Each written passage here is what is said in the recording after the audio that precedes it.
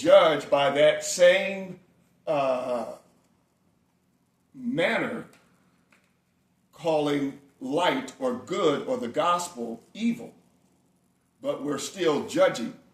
Right. And so God judges as well. But being dead in trespasses and sins, your judgment will never come to pleasing God. In that case, and in that scenario, you have this in effect.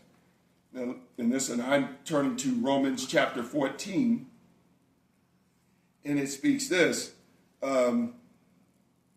It says, where it speaks about regarding the day, one regards the day, this is in 14:6. And I'm not going to read the whole verse. Okay. He that regardeth the day regardeth it unto the Lord, and he that regardeth not the day regardeth to the Lord.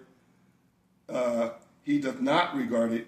He that eateth to the Lord, and for he giveth thanks.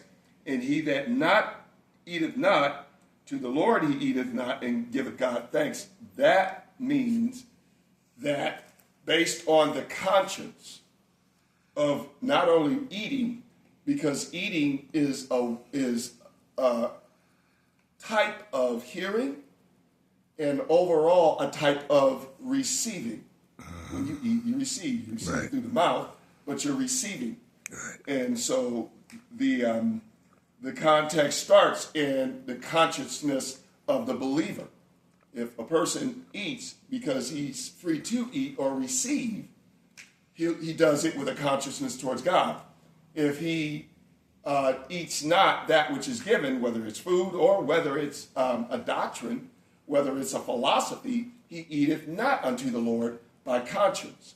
But watch how the development of this context flows. It says, for none of us liveth, this is verse 7, Romans 14:7. For none of us lives to himself, and no man dies to himself.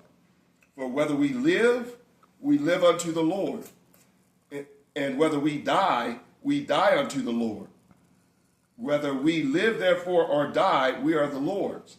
Now, in verse 7, it speaks of the same character unto the Lord. We either do this or that. In verse 6, it's the believer from the conscience receiving and not receiving.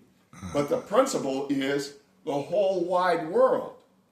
When they live unto the Lord. Right. Whether they die unto the Lord. Whether we live, therefore, or die, we are the Lord. And the reason why I say that is it's in Romans 14, verse 9. For to this end Christ both died and rose and revived. In other words, the end to this end is like to this objective, to this goal, Right. and to this conclusion.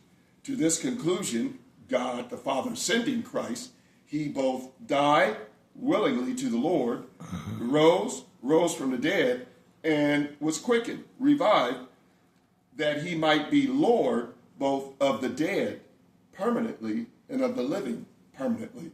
And what's significant with that is division. Is that where he divides the sheep from the goats? Yeah. In the narratives of society, before he gathers all nations, like we see in Matthew 5, from the heart, he divides them. And from their narrative, from our actions, from our experience, we were divided from the goats. You and your narrative, me and my narrative. It started off very loud when Pastor Johnson said Jesus Christ takes care of sins. It didn't take effect practically until 10 years later, after I completed my first term in the Navy